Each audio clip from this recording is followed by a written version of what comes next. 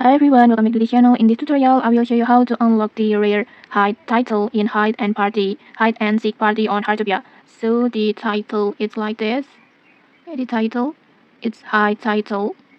The connective title, at the connective titles, you can see the hide like this.